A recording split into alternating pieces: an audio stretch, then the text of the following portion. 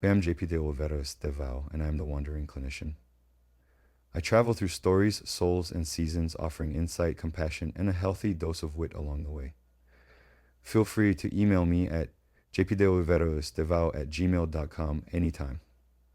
Subscribe and like my channel, share it with your friends, and if you enjoy my work, dive into my book, A Boy Called JP, available now on Amazon, and please don't forget to leave a review. Every word helps spread the message further. Let's keep wandering together. Hope is not a delusion, it is just slightly unhinged perseverance. Not the kind plastered across pastel mugs or whispered by well-meaning yoga instructors, med downward dog. I am talking about the real, messy, nearly extinct, but somehow still breathing type of hope. The kind that shows up with bedhead and a bruised ego and says, okay, fine, let's try again. Hope is not denial. It is not optimism dressed in glitter. It is not the emotional equivalent of a Hallmark movie where everything works out because someone made a vision board and learned to bake. No, real hope is gritty, it is rebellious, it is a half whisper from the back of your psyche, showing up when you are crying in the shower, reheating your third existential crisis, and wondering if you should move to the woods and communicate exclusively via bird sounds. And yet, despite everything, it still dares to believe something could be different. Hope is not the poster child of delusion.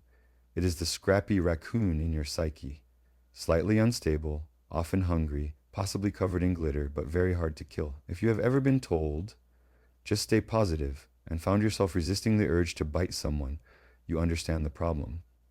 This isn't about pretending life is fine while you white-knuckle your way through another week of unanswered emails, intense therapy, and social obligations that make your soul itch.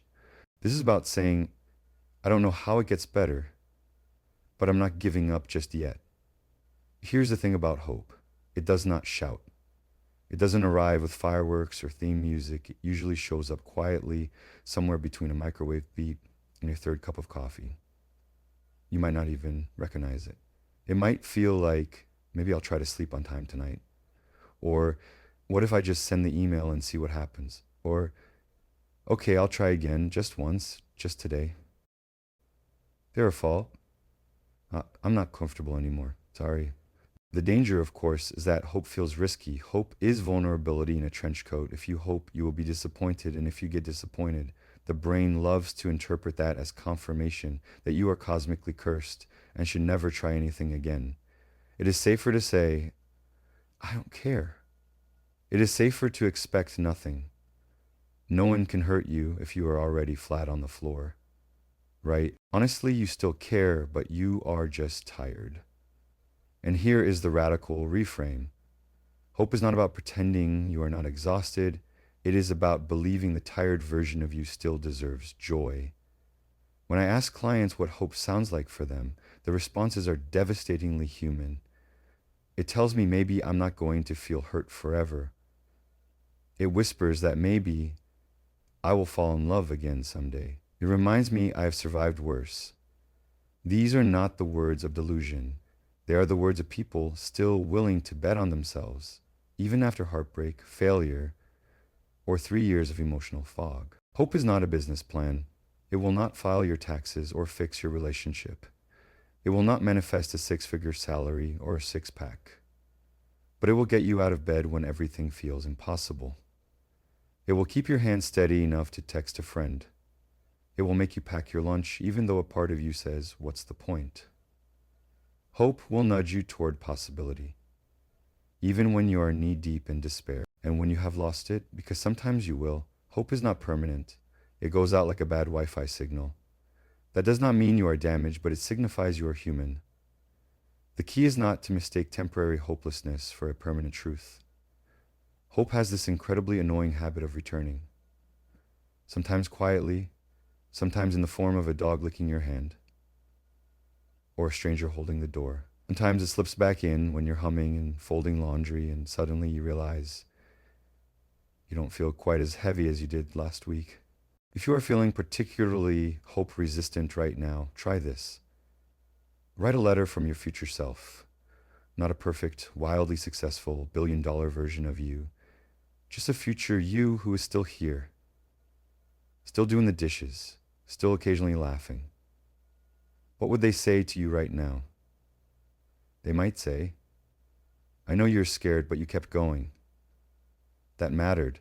And let's be honest, they would say, get off your phone and drink some water. Let me also clarify what hope is not. A hope is not the same thing as toxic positivity. It does not wear fake smiles or silence your grief. It doesn't say at least. It doesn't tell you to stop crying and be grateful you have a roof.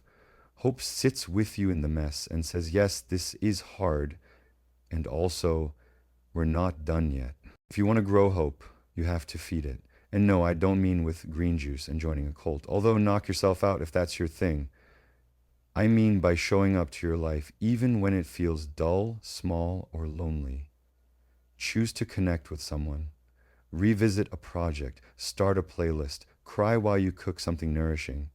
Find a story that makes you feel like people are still capable of good.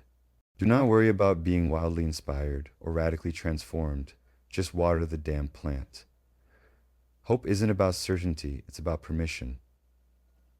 It permits you to want things still, to still try, to still care, to be unreasonable in a world that makes cynicism feel fashionable. If you feel like you have lost your hope today, remember, it never really goes away completely. It just leaves a little door open. You can bring it back. You can talk to it gently. You can give it small things to make it feel welcome again. You can say, I am not sure what will happen next, but I want to find out. And that is enough. Ultimately, hope is not about avoiding heartbreak. It's about embracing it. It's about refusing to abandon yourself before the next good thing arrives. Want help writing a letter to your future self? Or building a sarcastic, semi-skeptical hope ritual? Let me know. I promise not to make you chant. Thank you for listening. Don't forget to like, subscribe, and share. I wish you an amazing day filled with peace, joy, and a little bit of magic.